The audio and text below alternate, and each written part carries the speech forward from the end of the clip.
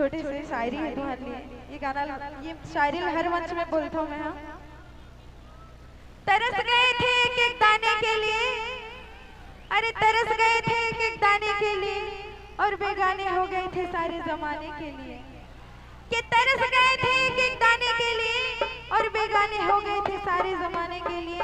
तू किस्मत में नहीं था पागल, अरे तू किस्मत में नहीं था पागल, वरना क्या कुछ नहीं किया तुझे पाने के लिए, क्या कुछ नहीं किया तुझे पाने के लिए। मुल्ला फंसा के डारे चारा, मुल्ला फंसा के डारे